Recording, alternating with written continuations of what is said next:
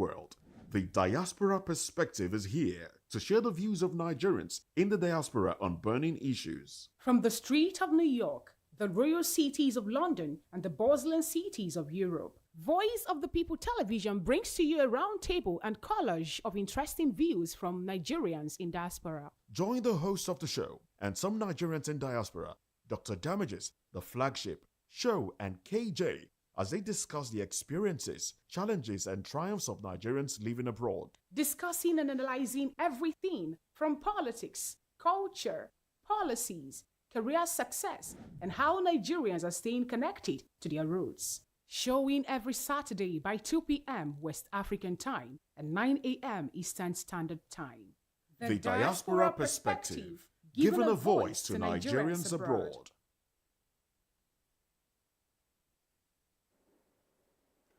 Good afternoon and welcome to the Diaspora Perspective Show. I call it the TDP on Voice of the People Television. Yes, in VOP, you have more than a voice in us. I'm your host, Mr. Chukwuma Okoro. And on the show, we discuss different political, governance, economy, and development issues in Nigeria with a cross-section of Nigerians abroad. This is more like a collaboration between VOP and Africans in diaspora, where we discuss issues to find out how things are done differently abroad where they live, so that lessons could be learned, ideas shared, just to enable us create a better society here in Africa. But before we get into the topics of the day, I will encourage you to click on the like button and subscribe to our page. On YouTube, we are Voice of the People Television, and on the other social media platforms, we are at VOP TV Live. You can also call in on the show. It's an interactive show, or send WhatsApp messages to the number showing on your screen. The number is 0905 504 2974. And today we'll be discussing the local government autonomy that has generated a lot of controversy, even with the Supreme Court judgment, vis-a-vis the ongoing Rivers local government elections that has generated more fury, more furor than any other election issues recently in Nigeria. The election is ongoing as we speak.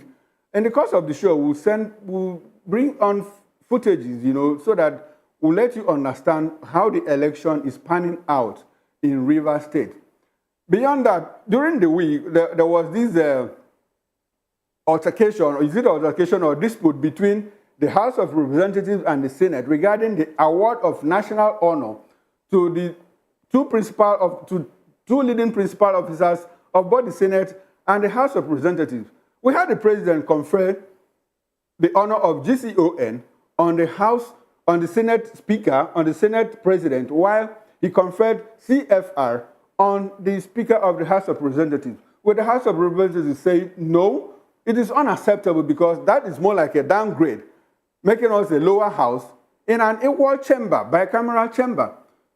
Well, I wouldn't know if it is fortunate or unfortunately. Yesterday, the president capitulated and awarded this GCON to the Speaker of the House of Representatives, Tajuddin Abbas. We'll look into that and see how national honors are conferred overseas so that we can learn lessons. And also within the week, the police came out to say that, look, we are renovating the Falomo and Obalende barracks. And as a result of that, we have given 2 million naira to each of the 374 families currently occupying the barracks to enable them make temporary arrangements, for accommodation pending the completion of reconstruction so that they will come back. But that is not the issue. The issue is that some Nigerians allege that the barracks have been sold. Oh my God.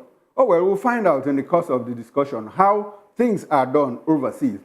And in a related development, 500 police officers are alleged to have died while fighting for their pension. This is according to the Bauchi State Retired Police Officers Association. Well, we'll find out. And finally, we'll also talk about the president's 2-week vacation in the midst of hardship and economic decline. While some Nigerians are of the opinion that, well, the president is entitled to a leave, others said no, that this is not the best time. These are the topics we are going to discuss on the show today. Like I said, please, I want you to be part of this interactive show by calling on the show with the number that is showing on your screen. I have in the studio with me to make sense of all these topics, Mr. Peter Anosike. Mr. Anosike is a philosopher, development economics, and a best-selling author. He is also an erudite commentator on economy, finance, politics, and power. Mr. Anosike, you are welcome to the show. I'm happy to be here. Thanks for coming. And we are joined virtually by Dr. Damages. Dr. Damages, are you there? Yes, I'm here. Okay, Thank you. Thanks for coming on the show. Where are you joining from, please, in particular? Nigerians would like to know. New York. I'm in New York City. Okay, you are in New York. I understand that the show is also the show. You're welcome to the show. Thank you for having me. Good afternoon. Good afternoon. Sure, please let our viewer at home know where you're joining from. I'm joining from Kent, beautiful England. Kent, beautiful England. I like that. Mr. Flagship, are you there with us? I'm here. Good morning, Mr. Chukuma. Good morning, Flagship. Where are you joining from? I'm joining from Atlanta, Georgia, and good morning to you Atlanta in listeners. Georgia. Okay, do we have KJ here? KJ should be a back end, I think. Okay, that's fine. We'll have him when he joins the show. Okay. And now let's kick into the main show. And we are talking about autonomy of local government system in Nigeria. Is one that is shrouded in controversies. While some share the sentiment that there is need to grant substantial autonomy to this tier of government to exercise its constitutional rules, others are of the opinion that the quest for autonomy is misguided since no tier of government enjoys absolute autonomy. Now, this crisis of autonomy has hit Rivers State as the Federal High Court had on September 30th barred the Independent National Electoral Commission, INEC, from releasing the voters' register to the Rivers State Independent Electoral Commission, RISEC. The court cited the state's electoral commission's non-compliance with its 2018 law regarding the voters' register as reason for the court's decision to halt the elections now. But we understand that the elections is ongoing. There's been this altercation. In fact, there's been this all-out fight between the subsisting governor, Governor Sim Fubara, and some other camps, allegedly or clearly sponsored by the sitting minister of the FCT, Mr. Nyesom Wike. It's an ongoing dispute. It's been ongoing for close to 1 year now. And the issue of this is this. Should a serving minister leave his responsibilities and try to overload it on the governor? This is what we want to understand in the course of the show.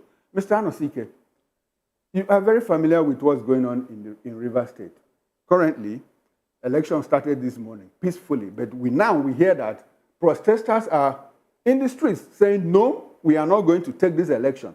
Now, the police also said that Federal High Court in Abuja granted an ex parte junction that the police should not provide security to cover the elections in Rivers State. But when the protesters rolled out to protest against the election, we saw the police in the streets. What do you make out of this? Well, basically, it's the responsibility of the police to protect the citizens. That's what they are paid to do. But in Nigeria, our own security agencies have been known to be partisan. They always dance to the tune of the party in power. Because Fobra is not on the same page with Nyesom Wike. That's why the Nigeria police is dancing to the tune of the Federal High Court.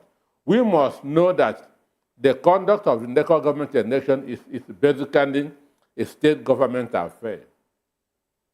It is basically a state government affair. The Ministry of Chieftaincy and Local Government is within the state, not the federal. So the federal government has no power, has no right to intervene in the conduct of a local government election. So, Mr. Anosike, I understand that you are not a lawyer, but you are a political analyst. You also recognize that there is another court judgment given by the High Court of Rivers State saying the election must go on. Now, there's a conflict of judgment between the one of the State High Court and the one of the Federal High Court. And the police clearly chose to obey that of the Federal High Court. That's what I mean by the always dance to the tune of the power of the party that's at the center. Because Wike is to oppose to Fobra building his own structure. That's why he and his those who listen to him want to stop the election. But the executive governor of the state has said that the election must go on. And right now, the election is going on. But there seems to be problem in Rivers State. It is the same Wike camp. Protest. It is still the same Wike camp. When they see that they cannot stop the election, that the election is going on peacefully since morning, they trooped out to disrupt it. Fellas from Rivers State also tell us that the APP, another political party that is contesting the election, defeated FCT Minister Wike in his polling unit. And shortly after that defeat, that was when people poured into the streets. So is it some kind of coincidence or is it a mastermind? Is it manipulated? It is Wike that is behind. Wike is not popular. Wike is notorious. Understand me? Wike is notorious. He has never been popular. There's a difference between being popular and being notorious. Wike is notorious. So that's why an unknown party should defeat him in his own ward. And that's what he's expecting, because he is fighting to stall development in Rivers State so that in 2027, they will say that Fobra did not do anything within his 4 years. Therefore, another person should come on. Despite Wike's alleged notoriety, according to you, he is seen as one of the best governors that has ruled Rivers State in terms of infrastructural development. So how do you reconcile that? Excuse me. When a school is constructed, it is good. When a road is constructed, it is good. Find out how much is the construction of that road. We know that about 10 years ago, it takes 500 million to construct 1 kilometer of road. Now, when a governor constructs 1 kilometer of road with 4 billion naira, it is corruption. So we should be attaching figures to their so-called infrastructure. Performance. So he built infrastructure. What is the cost of those infrastructures? As a governor, Wike was throwing money up and down like a madman. All right, well, let's leave it there for now. Let's go to our virtual guest. Sure, let me start with you. Sure, we've been struggling with this issue of local government autonomy in Nigeria. You know, we understand that local governments are a creation of the Constitution. But somehow the same Constitution gave the State's House of Assembly to make laws for the good governance and administration of local government. Now, the State's House of Assembly are clearly under the thumb of the governors, and the governors are now using them as they like. So, when you live in UK, can you help us understand the kind of autonomy that local councils have, whether you call them counties or boroughs or whatever? Please help our viewer at home to understand what is meant by local government autonomy. And local governments, are they clearly a tier of government in the UK where you live? All right. Thank you once again, Chukuma. Thanks for having me, and good afternoon to the audience once again.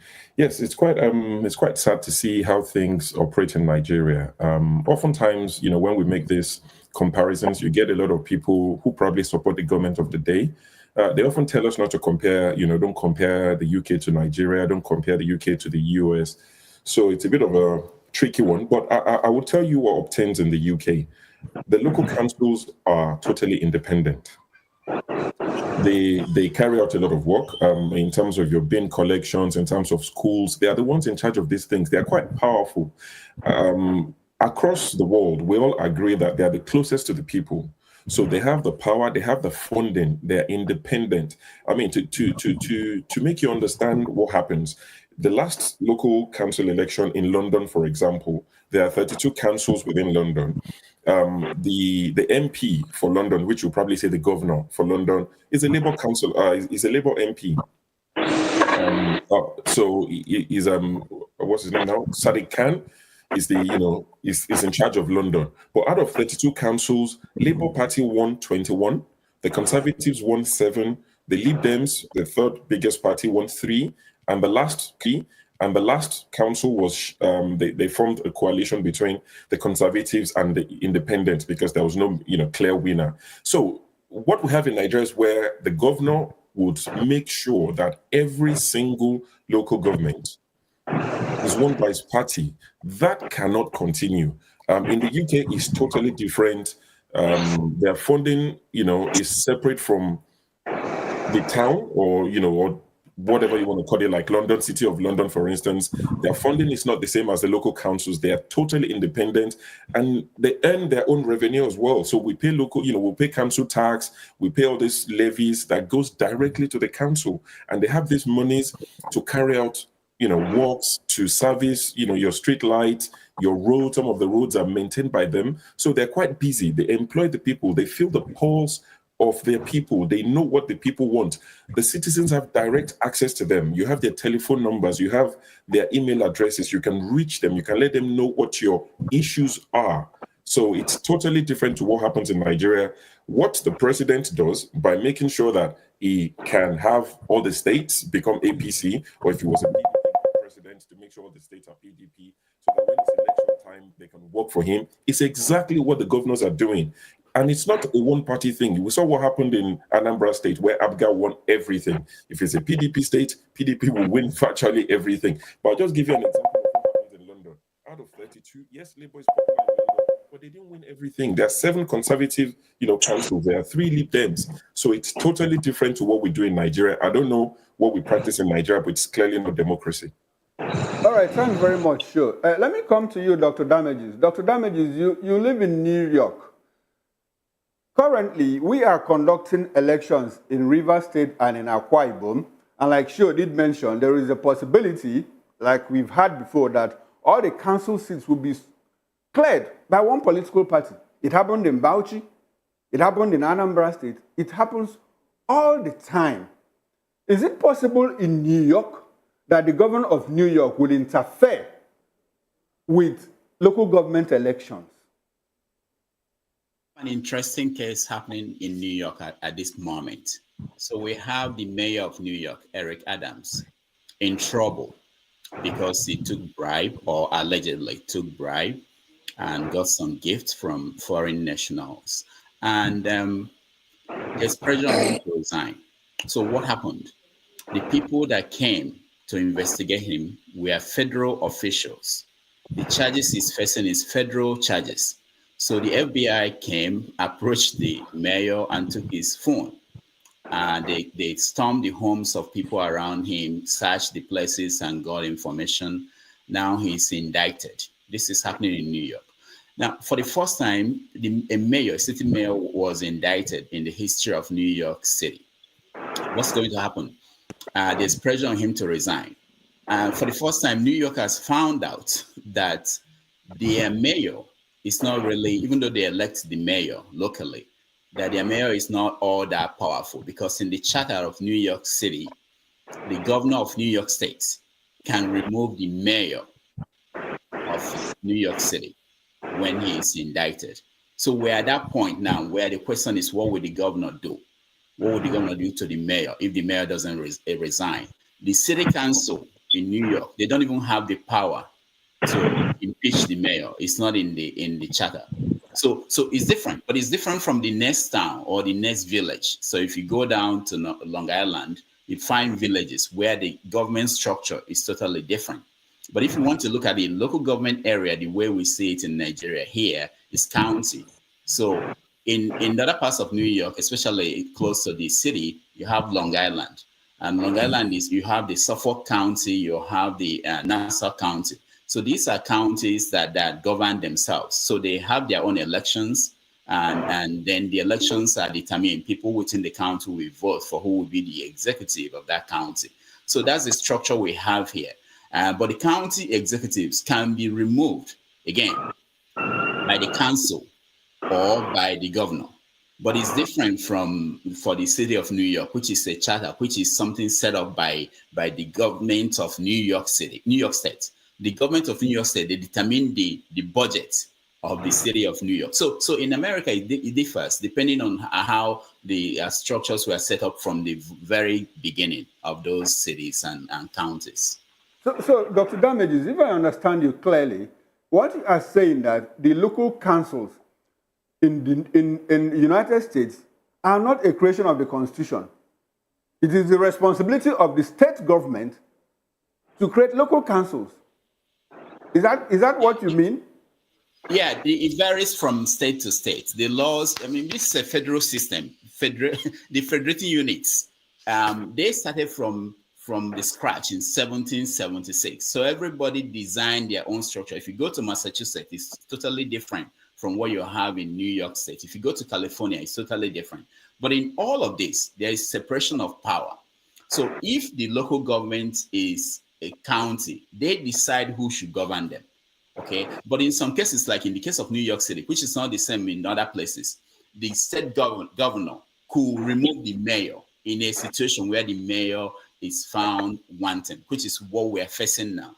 But if you go to the next town, it may not be the same, where the county council will decide on what to do with the county executive who is not doing well, who may have been charged or indicted. All right, let me come to you, the flagship. The flagship, I want you to help us understand how local council elections are conducted in Atlanta, Georgia, and juxtapose it with what we have here in Nigeria. Currently, we have elections going on in Rivers State, and there seems to be trouble there. In Akwa Ibom, the same local council elections are going on, but we don't hear that there is problem for now in Akwa Ibom State. Can you help us understand how council elections are conducted in USA? I understand our flagship is not there. KJ, can you take the question for us, please? Yeah, and Dr. Damages have said almost everything. The system doesn't it doesn't collect together as we do in Nigeria. Every county, like the county where I live, have a different method. And some time ago, they were having an election. It didn't have anything to do with the federal government, okay? And because, again, corruption is viewed very seriously, it's not played over. I'm not saying that the system is perfect, just like the Damages have said already. The mayor of New York was found wanting. That case is still in court. Nobody, once it is dictated that something is amiss or that you have been involved in something that looks fishy, they go all out to make sure that you are either cleared or that the public gets to know what really took place. And then it's not a perfect system, but I'm simply saying that the federal government here doesn't even concern itself about local government elections. The people are able to organize themselves and they vote for. In fact, as I'm talking to you now, there's certain council election going on in Maryland, and you see the posters all around.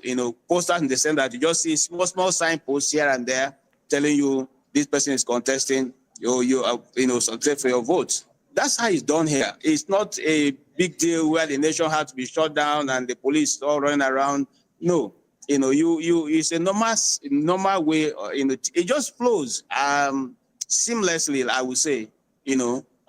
Because again, nobody is trying to induce anybody, so nobody's coming to give you money to vote for him or not vote for him. It doesn't happen, So at least I have not seen anyone so far, and that's how it's done here. So it's totally different. It's like night and day, compared to what goes on in Nigeria. All right, thanks, KJ. Let's come back to Nigeria. Please, can we have footage of what's going on in Rivers State now? Well, I understand that there's a protest that is going on, protest that is supposedly organized by a faction of the APC or PDP, and you understand too that PDP also is not part of the election, but there are 17 political parties involved in this election, and APC is divided into two factions. We have the faction of Tony Okocha, we have the faction of Beke, and one party is said, no, we are not part of this election, and the other one is saying, we are part of this. Can we get the audio of that video, please?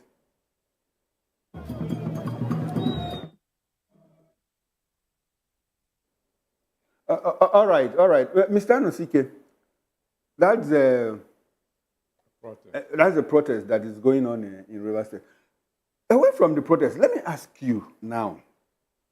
You understand that the issue of autonomy has also been complicated by the federal government that went to the Supreme Court to say, look, let's have autonomy for local governments. And the Supreme Court clearly, in its judgment, said all local government accounts, we will not wire money to JAC, the Joint Allocation and Allocation Account Committee, except to local governments direct, bypassing the states. You understand that the local governments is a creation of the Constitution. Now, I think the Minister of Justice that went to the Supreme Court understood that he made a mistake and now said he was going to the National Assembly to give effect to that law through a constitutional amendment. You also recall that in 2021, we passed through this route. And that amendment was shut down because it didn't sell through 2/3 of the House of Assembly that is required to ratify it before it becomes a law. Do you think that this time around it will be possible to do that, considering that the House of Assemblies are under the thumb of the president? Sorry, under the thumb of the governor.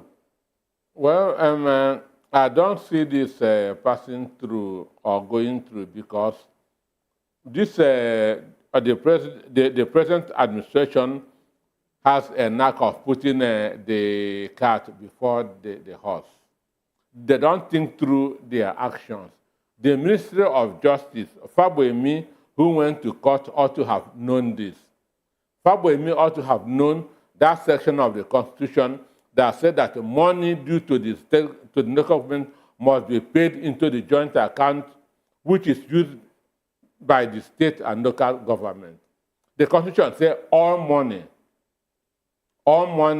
due to the local government must be paid into the joint account, that between the state and local government. Faboemi should have gone to the National Assembly for them to amend this section of the Constitution before going to the Supreme Court. Understand me? So, but they always want to... My question is, do you see a possibility of that amendment selling through? Because the states of assembly have to ratify 2/3 of them, and that is about 24 of 36. 24 states. Yes. Right. We tried it in 2021 and it didn't fly. Right now, Fin3 of Adamawa State and Makinde of Oyo State has gone to court to seek the interpretation. And in the state assemblies, it is not going to work because governors are treating the local government account as one of their security votes.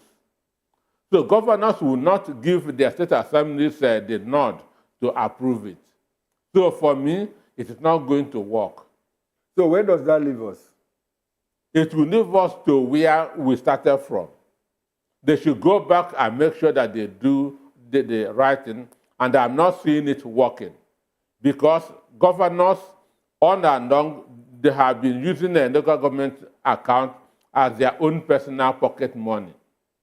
I know of a state in Nigeria who the governor, a local government in Nigeria, where the governor told the local government chairman, send me the number of your workers.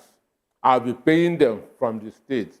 So every month, what the governor does is to pay the state chairman 5 million naira, just pocket money. Then give money to the traditional ruler of the town and the president of the town union. So he has settled them. And he's owing the workers in the state 13 months. Understand me? Yes, I do. So he is owing. So they seize the local government money and use it as their own personal funds. So these people, they will not be happy that sugar is being taken away from their mouth. So they will not allow this thing to sell through. It's not even a matter of PDP or APC states. Even the APC will not allow that to sell through. All right, that's fine. Flagship is back. Flagship, I want you to help us understand who heads the police institution in the United States. That's the federal. And is it possible that the federal police will go to a state to disrupt elections? And you live in Atlanta, that is in Georgia, is it possible that the federal police, is it the FBI or whatever you call them, is it possible that the head of that institution will go to a state where you live in Atlanta to disrupt elections? Thank you, Mr. Chukwuma. Can you hear me? Yes, we can hear you. Go ahead. Okay. Thank you for having me again. And once again, good morning from Atlanta to your viewers. That is not possible. In clear-cut answer, no, it is not. The FBI has no business in state or local government elections.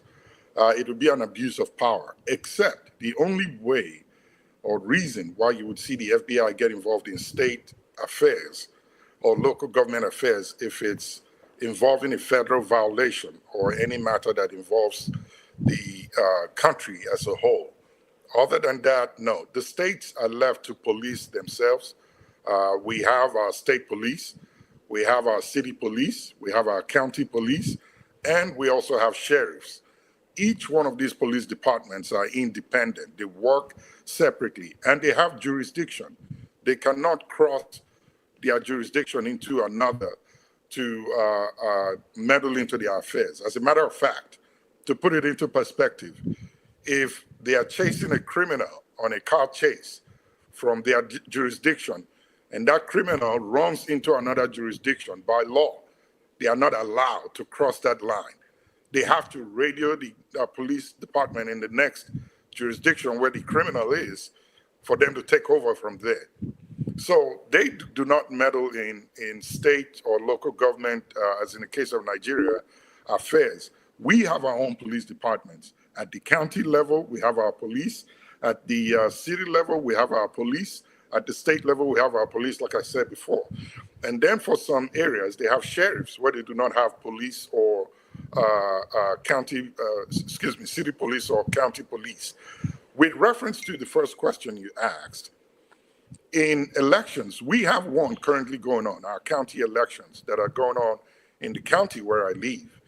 We do not see our officials or politicians who are aiming to get into office meddle into affairs either from the federal level or the state level or city level. This is county. County is county. It is independent. It has no involvement from the state.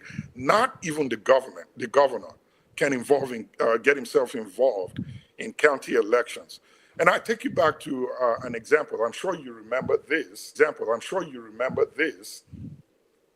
Trump, during the 2020 elections, in the state of Georgia, he has a case of which he was convicted for and actually had to be taken to get his mug shot. Mug shot is when you are arrested and taken by the police into custody and into prison, and they take your picture and get your information. Trump did actually have one. He was the past president. And what was the reason for that? Because he tried to meddle into the election count in the state of Georgia. It was a phone call between Trump and the governor of the state of Georgia where they discussed the election of vote count. And Trump said, I need all the votes counted. I make sure that every vote is counted and everyone that I have is duly apportioned to me. That was what got him into trouble. And today, answering for it.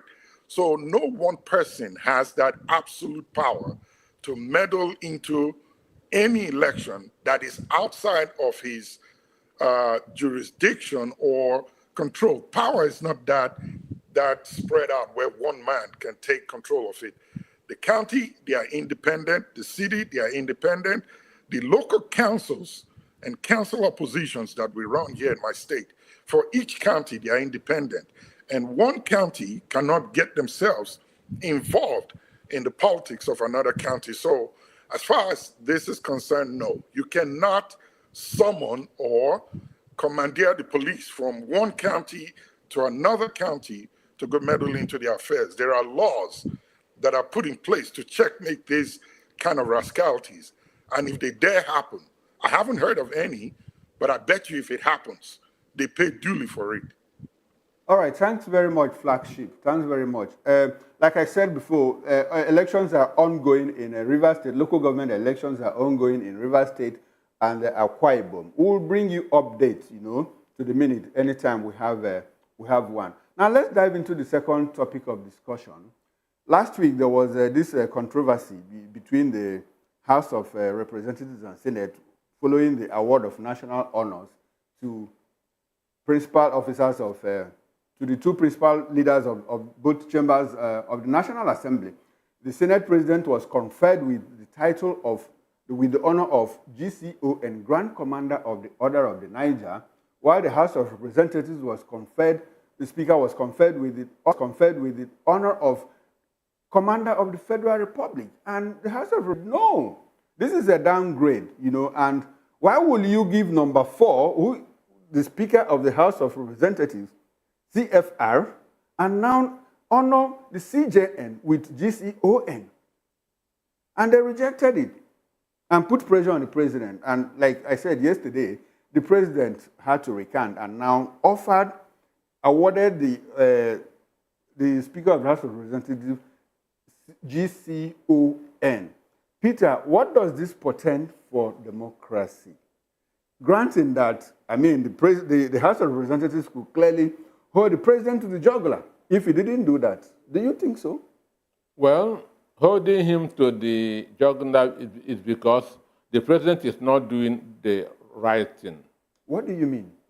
One, GCON is the second highest honor in the country after GCFR. Yes.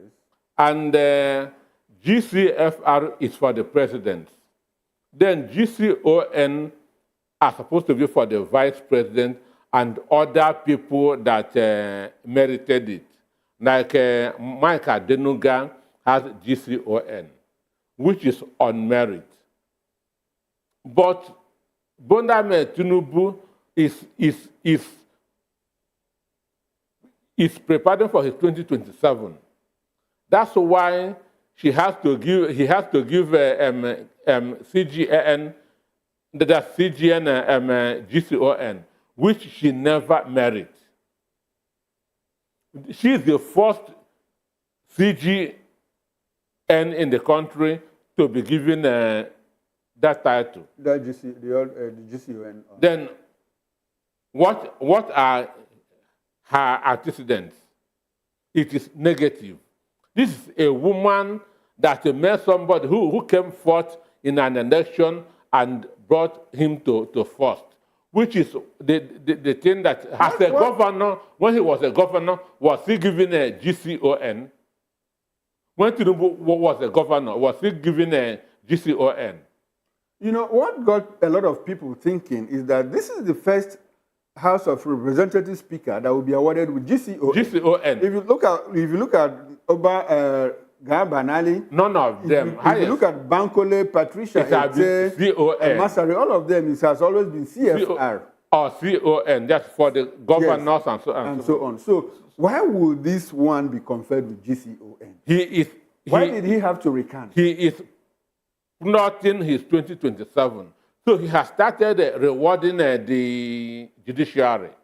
That's the game that is going on, and Nigeria should be mindful of this. Away from that, this national honor that are given to these people is actually meant for Nigerians who have helped build society. Distinguish themselves. Not people who rig the election. Or what? So the question to ask now is, these honors, the honorees, are they actually deserving of these honors? One, I have said it over the years, that these honorable members that are being called, that word honorable should be removed. Do you know what they call senators? Most distinguished senator. People who rigged the election. People who were 419ers before becoming senators. Peter, when you say rigged elections, do you have evidence that they rigged the elections? How many of them can swear that the election was free, a matter of swearing. If you say somebody rigged the election, do you have evidence that the person rigged the election? I have been monitoring elections in Nigeria for the past 20 years. Okay, I know how evidence. I know how a lot of them get there.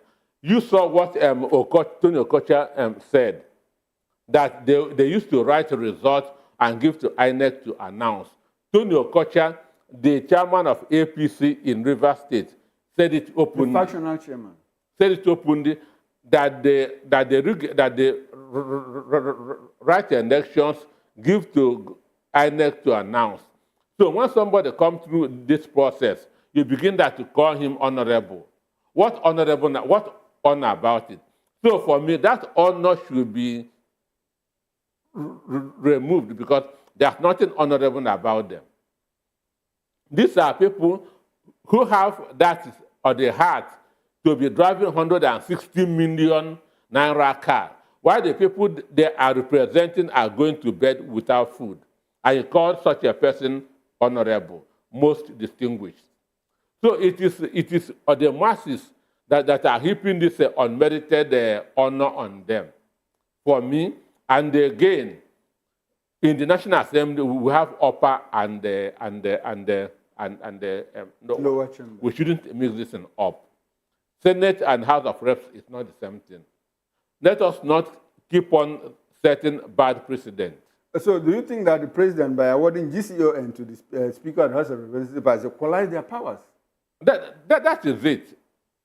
That is it. But the Senate president is the number 3 person in the country.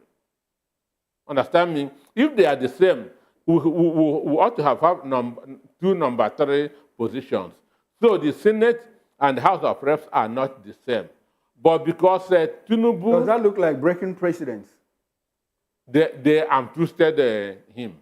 They untwisted the president. Yes, and he succumbed. He catapulted to it. Sure. Oh, well. Anosike, please stay with us. Let's get back to the aspirants. Dr. Damages, I'm coming to you on this. Please, can you help us make sense of what National Honors Award means in the United States of America? And who is clearly deserving of a national honor in the U.S.? All right, so it's quite different here. The first one was put in place in 1776 by the Congress. It's called Congressional Gold Medal. They decide people who they want to appreciate, who have distinguished themselves in their achievements. So since 1776, they've given it to only 184 people, 184. Since 1776. In 1963, John F. Kennedy, started the Presidential Medal of Freedom. And they give out 11, average of 11 every year. So far, they've given 652 of those Presidential Medal of Freedom. And it's left to the president to decide who should receive it. There is a panel or kind of a committee that recommends people to the president, but he could also decide on who should receive it. So that's how it's structured here. It's not a big deal. I mean, it's a big deal, but it's not a big deal to the regular people. You don't see people come out and say, write their names and put Presidential Medal of Freedom, GOC, CON, and all those things. It's not, it doesn't. Dr. Damages, is it automatic that in the United States, when you become a governor or when you become the Speaker of the House of Representatives, that you are awarded a national honor, like we have it here in Nigeria? No, it's not. It's not. It's not about your position. It's about what you accomplished. Now, the people that are awarded these honors, what exceptional things have they done for Americans that they are deserving of this honor? Yeah, they actually have. Let me give an example. There are foreigners also who received some of these kinds of awards. So someone like Margaret Thatcher, Nelson Mandela.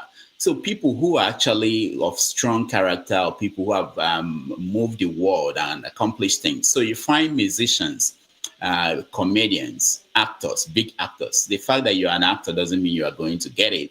So these are the people who receive these kinds of recognition. It's not just anybody. It's not about the position you have, and must have shown. It's not that if you become, let's say you win a Grammy Award, that doesn't mean they are going to give you you have to last. You have to show that you had impact that will last for long before you get such an honor. So that's how it works here. But in Nigeria, it appears that the moment you are named Chief Justice of the Federation, they give you an award. The moment you become the Speaker of the House or the President of the Senate, they give you, and that's not how it should be. You have to accomplish something.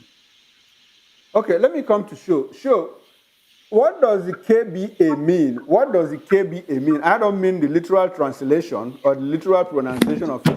What does KBE mean to the average British person? When you are awarded a KBE, Knight of the British Empire, what does that mean in the UK? It's the pinnacle. That's the highest you can ever get, and it's not something that they just give willy-nilly. You have to be nominated by the Prime Minister, or people in your community would nominate you. It's not, like I said, it's not something they just give to anybody. Oftentimes you would see that it goes to people who are not even politicians.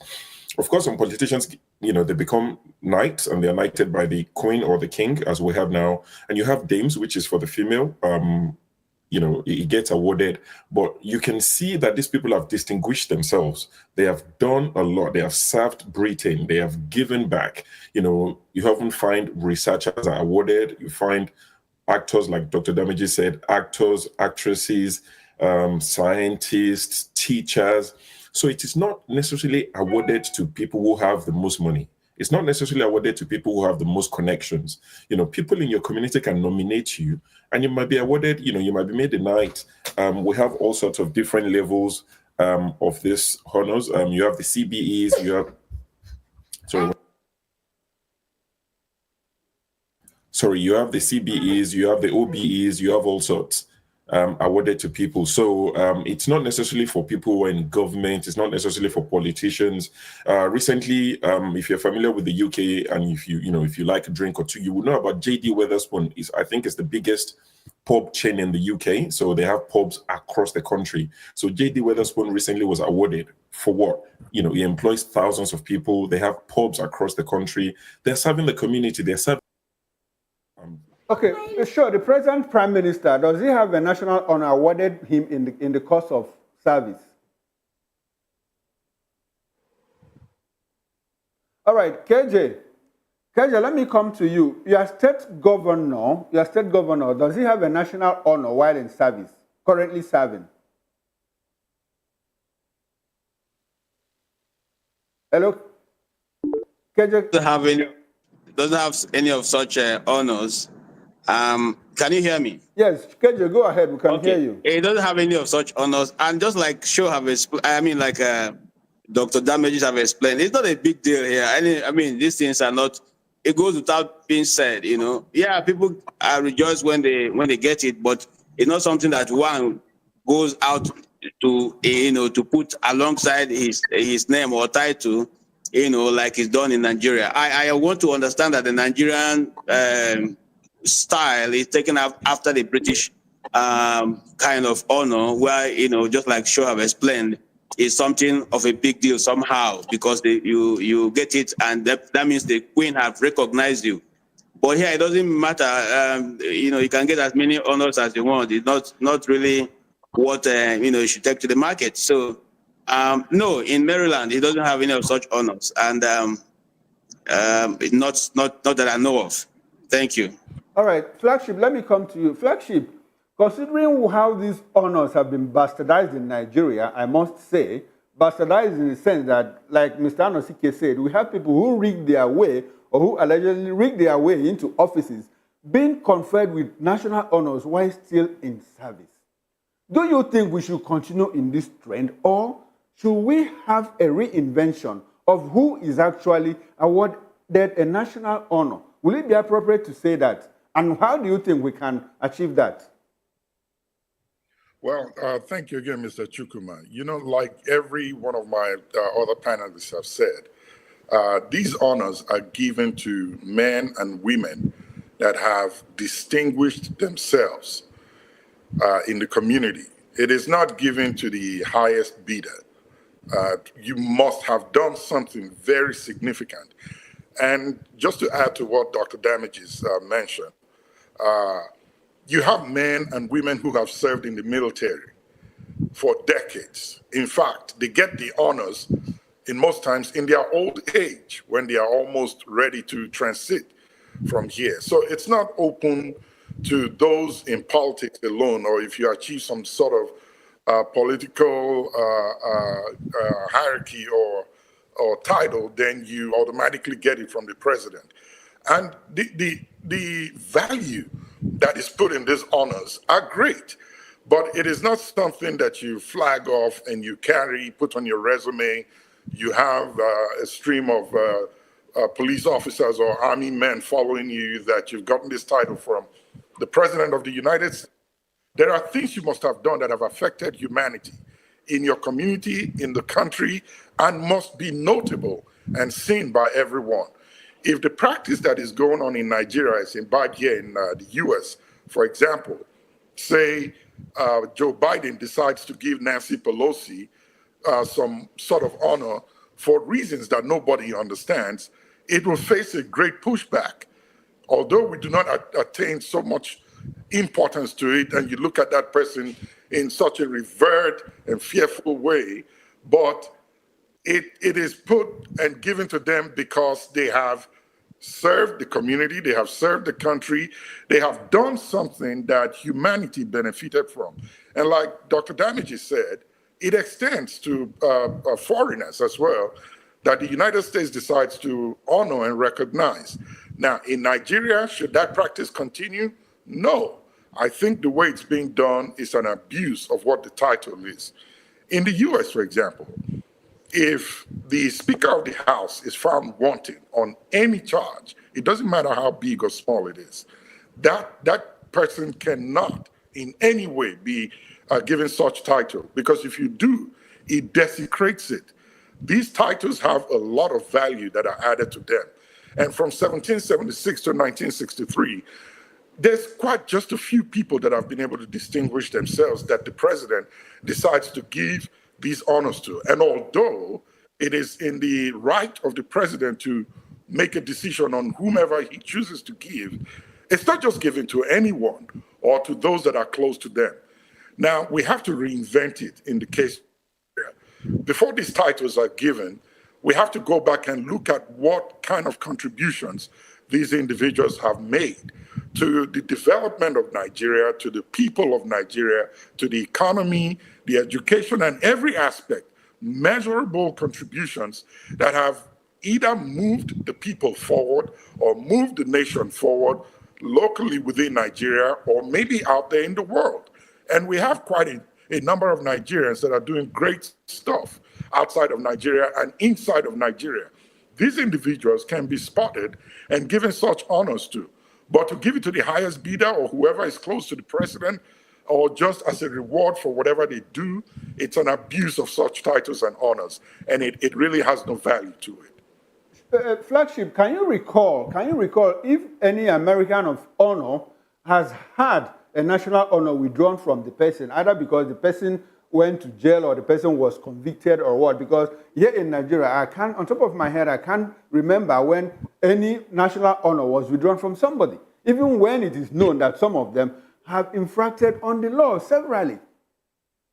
I mean, these things are subject to withdrawal, and I'll have to go back and read more on that. So, but I've seen where citizenship has been withdrawn from some people because of some violations, and it is for honors. Yes, I believe it's subject to withdrawal.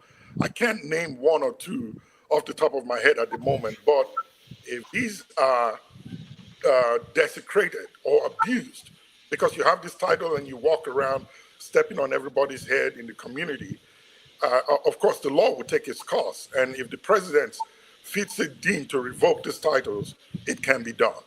You know, I say that in the light of the fact that we had a Speaker of the House of Representatives, Dimeji Bankole, who was, awarded the CFR while in office, and he was found to have been corruptly enriched himself in office, and he was booted out of office, just like Patricia Ete, who was also awarded CFR. And when she left office, in ignominy, in fact, the House resolution says that she was never found guilty of any infraction, and she still remains with the CFR title. Oh, well, that is what we have in Nigeria. Well, Mr. Nosike, do you have any record of any Nigerian whose national honor has been withdrawn from him? Some people with our national honors are in prison as we speak. and they'll come out and still be parading themselves with MON, CON, and so on and so forth. So in Nigeria, it's not, you don't withdraw it. If you don't have any It's record. given, it's given. Okay, like I said, elections are ongoing, local government elections are ongoing in Rivers State and Akwa Ibom. We'll bring you footages of those elections if we have them when we come back. Let's go for a short break now.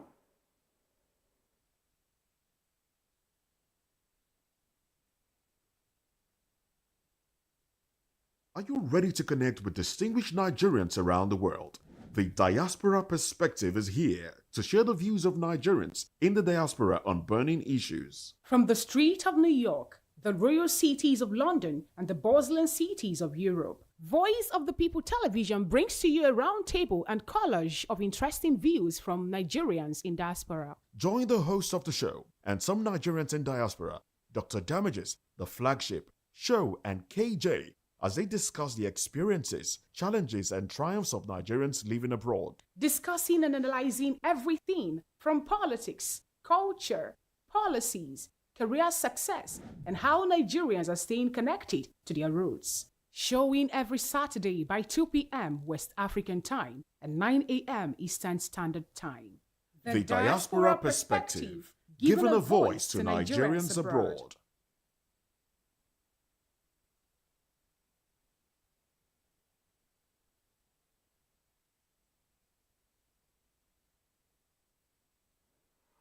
All right, welcome back and thanks for staying with us. We are still watching the Diaspora Perspective show on Voice of the People Television. We have very interesting topics to discuss with you, and thanks for joining us. And if you are just coming in, we've talked about the national honors that were awarded within the week and how the Senate and the House of Representatives bantered until the president had to capitulate and award GCON to the Speaker of the House of Representatives. We also told you about the ongoing elections in Rivers State, which has been disputed. There's a strike, a protest that is currently going on in Rivers State, while that of Akwa Ibom, we understand, is being conducted peacefully. Now, to another topic of discussion, the renovation of Falomo and Obalende barracks in Lagos, Nigeria, have been generating some buzz lately. The Nigerian Police Force recently clarified that the land has not been sold, as alleged, in some quarters. Instead, the barracks, they say, are undergoing redevelopment along with other police facilities as part of an urban renewal initiative. In another development, the Bauchi State chapter of the Retired Police Officers Association of Nigeria revealed that over 500 of its members have passed away while fighting for their retirement benefits. This and more bring to the fore several issues around the welfare of Nigerian police, both serving and retired. I still have in the studio Mr. Peter Anosike, who has joined me to make sense of this. Peter, what's going on with the Falomo renovation? They were given 2 million naira each to relocate temporarily, pending the completion of renovation. But some people also said or alleged that the barracks have been sold to some people in high places. What do you think? Well, this is not new. It is not new. And whoever told you that they were given 2 million for temporary relocation, they are not coming back there. They are not coming back there. That's just pay off. Go and look for somewhere else to stay. And they should even be happy that something was given, because there have been other relocations, even for customs and so on and so on, without anything given. But this is not a transparent country. No, but in this case, monies were given 2 million naira to 374 families. For the police authorities said for temporary relocation, pending the completion of reconstruction work on those barracks. But so what makes you think that these people, they are not coming back? What makes you think they won't come back? There are precedents to like, that. Can you cite like one or two? That's when customs barracks at Badagry Road, understand? They say we want to renovate, understand me?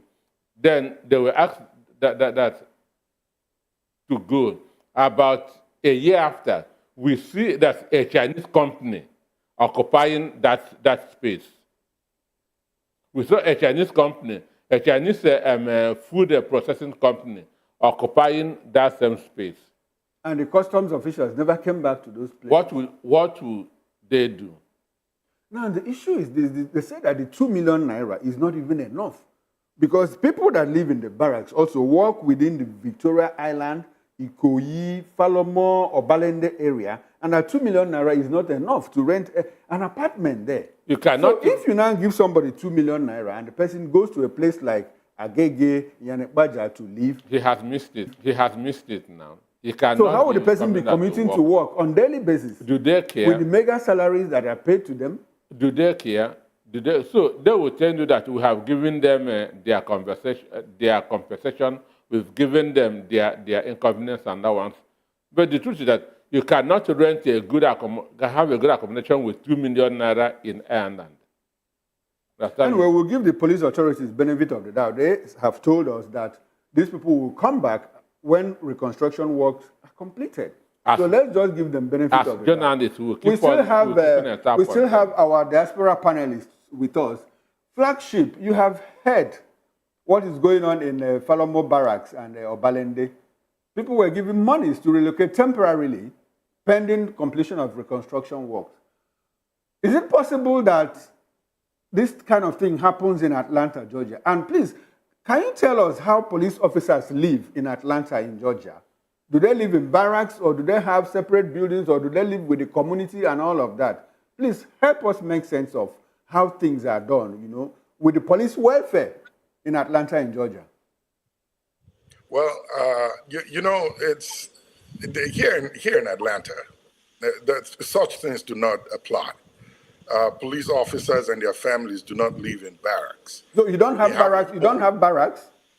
No, we don't have barracks for our police officers. They have a home. They live amongst us. As a matter of fact, one of my neighbors is a sheriff. He lives here where I live. He has a home for himself that he pays for. The government doesn't have any barracks anywhere where they keep police officers. No, those kind of things are unimaginable in this part of the world where I live. However, there are barracks for military folks, those in the military, but they are active duty military officers that live in such places, and they don't live there permanently. They live there when they are assigned or deployed. And if their families have to live with them wherever they are deployed to, they still have to get a home. They buy a house and move in with their family. It's not in a barracks. The barracks is a place where they do active military events or active military operations. And if they are within, and I've visited a few of these, you don't just see families living there and as their permanent home. They are there going to work. There are logistics that are going on. There are things that are of top security value to the United States that are happening there. So as far as residential, no, we do not have such. For police officers, FBIs, or any security apparatus, name it in the U.S., it's not applied. So the issue of renovation of a barracks, police barracks, doesn't even arise in the first place. We don't have that. It doesn't arise. You can't hear of it. All right, let me come to show. Nigeria is a creation of Britain, and probably we borrowed the barrack system from the United Kingdom or from Britain. So, sure, please, can you help us understand what goes on in barracks? If they have barracks in the UK, in Kent, where you live, do they have barracks where where police officers are quartered with their families and all of that? What is their welfare system like? Because we see some dilapidated barracks here in Nigeria, smelling putrid sewages are broken and all of that. Meanwhile, these are people who are supposed to secure the average Nigerian, but their living conditions are so deplorable, unimaginable. Sure, can you help us understand how police officers live in the UK? Yes, I'll make an attempt. I had to laugh. I chuckled when you said, the barracks in the UK or Kent where I live. There are no barracks where police officers live, like Flagship said. Yes, the British people might have colonized Nigeria, but they've moved on far from where we are right now in Nigeria. We do not have barracks. Police officers live among the people, which is quite helpful. So, they're not that scary people that we think of, as a Nigerian, you think of police officers, you're scared of them. They don't have to plaster police as your friend across police stations in the UK because they live amongst the people. My brother, for instance, lives next to a police officer. They're friends, not friends, they're cordial neighbors, say hello to one another. Their kids go to the same school. They'll meet at the kids' events and they talk about life and the rest of it. So the police live amongst the people. It's quite unfortunate what happens in Nigeria. It will be quite interesting to see when this new barrack, comes up, when it springs up. Don't be surprised that the high-ranking officers will be the ones that would move in. Let's pretend or let's trust the government that they would actually renovate or build the new barracks. I'll be interested to see how many low-ranking officers or the people who currently live there, the people that have just been moved out, how many of them will be moved back into these refurbished or renovated buildings? Because as it happens in Nigeria, in most cases, they would move the high-ranking officers in there and get rid of these guys, and they say they've paid them 2 million naira. That does not even amount to much in Nigeria these days. I mean, think about it. The average salary for a police officer in the UK is about £37,000. And the average salary of a politician in the UK is about £91,000. Let's say less than 3 times. What is the average salary of a police officer in Nigeria? When I checked, it's about 70,000 naira. Compare that to the average salary of a Nigerian politician. Forget the one that is being stolen or looted or whatever. Just their salary. It's so far off. And that's why you see our police officers. Sorry, sure. No police officer earns 70,000 naira because Nigerians that earn 70,000 naira, that's the minimum wage. And that's at the base of it, level 1. Step 1. So to let Nigerians and our viewer outside understand, no police officer earns 70,000 naira. Please continue with your thoughts. Excuse me, are you saying that they earn above? Yes, minimum wage is 70,000 naira. From when? It's implemented. The president has centered to it clearly. And federal civil servants have been paid. No Nigerian receives 70,000 naira. Because that is level 1, step 1. Have they started paying it? Yes, they started paying. Since when? Since last month, they started paying. People have received.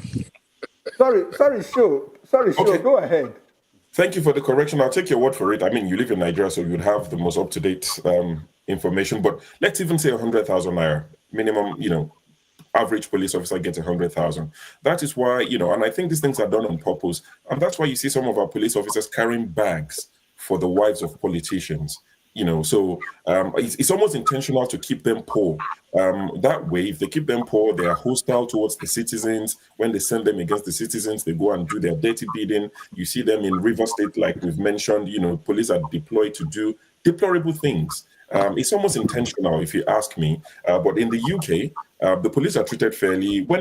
Even when they retire, the average pension of the police officer in the UK is about £36,000 per annum, which makes it about £3,000 a month as their pension. So they are paid well. Of course, they still complain. Everybody wants more, but they can live a decent life. They drive a decent car. Their kids go to state school, which is free. NHS is free. So they have access to good health. So they don't have to think about paying for health from their pension or even while in active service. And if they pay the ultimate price while in active service, they're not forgotten financially and otherwise. They are remembered. So it's totally different. I don't know what the British taught our people. Public officers. And I'm asking, don't they have such policemen? Don't they have policemen attached to high-profile political office holders in the UK that can assist in carrying somebody's bag or helping the person with one private thing or the other? I'll take that as a joke, but I will still answer the question. It's not a joke because we want Nigerians to know. We want to learn how you do things differently. Okay. Because it's more like a norm here. Okay. So I'll try and educate Nigerians who probably don't know this. So yes, there are police officers that are attached to high-ranking officials or politicians for their security, of course. And we're not saying don't attach security details to our politicians, but they are not reduced to carrying handbags, even for the politician. No. So they are there to protect them, to protect their lives. That's what they're there to do. If you're old and elderly and you need assistance, they might help you. That's not because you're a politician or you're richer than them. There's dignity in their labor. You understand? So a police officer in the UK would never be found carrying the bag of the wife of a politician or of a politician for that matter. They're not handicapped, they don't need help, they don't need support. If they do, yes, they would do it out of just being a decent human being, not because, ga madam or madam's or ga or whatever. No. That does not happen in the UK, and it should not be happening in Nigeria. We need to let the people know that it's just wrong. It shouldn't be happening at all. All right, flagship. Oh, sorry, KJ. KJ, let me come to you. Last week, we had, in a related development, the Senate President, Godswill Akpabio, go to an event to represent the wife of President Tinubu. Is it possible that the Senate, the Speaker of the House of Representatives, can go to represent Joe Biden's wife, in a public event in the United States of America? Sorry, can you take that? The first part of the question was breaking. Can you take it again? But KJ, you are laughing. What I'm saying is this. I heard the last part. I didn't hear the first one. Last week, we had the president of Nigerian Senate, Godswill Akpabio, former governor of Akwa Ibom State. He went to a public event to represent the wife of President Tinubu. Is it possible that you have the Speaker of the House of Representatives in the United States of America go to represent Joe Biden's wife in the U.S. in a public event? To the best of my ability and knowledge, I have never, ever seen any of such.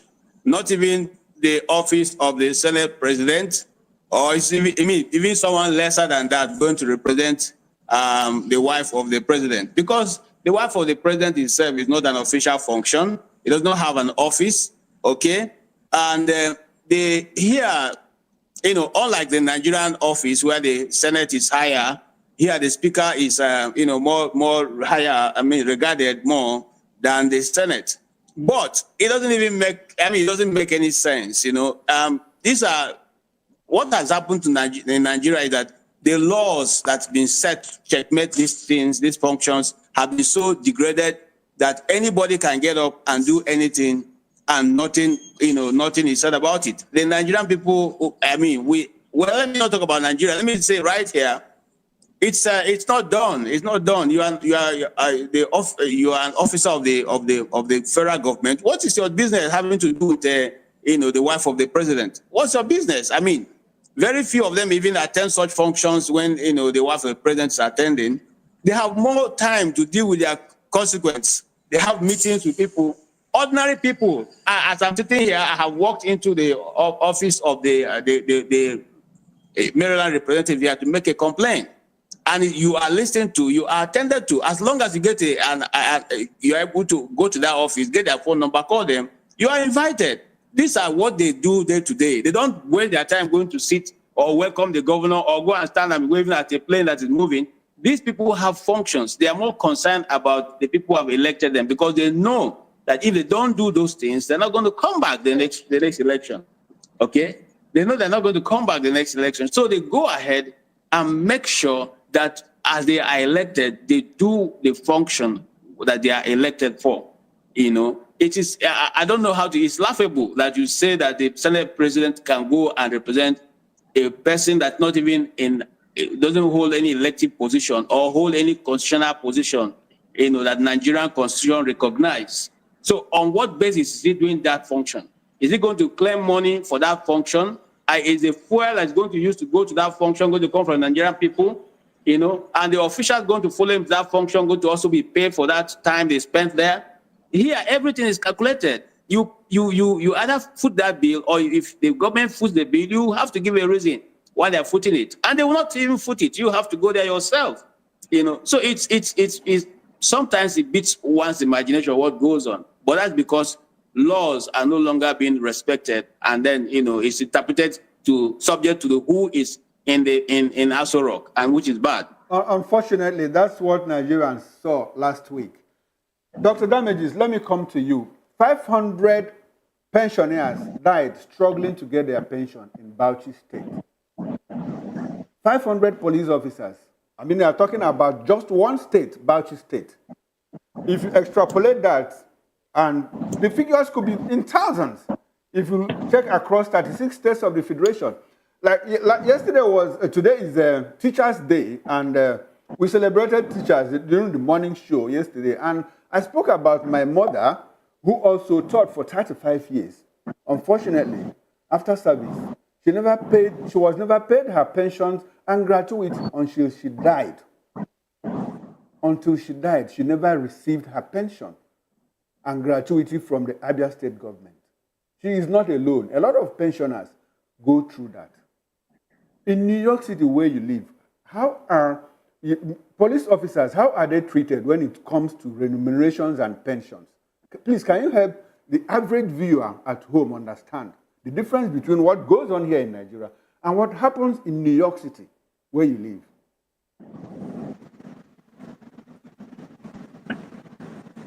Dr. Damages, are you there? Hello? I'm muted by the host.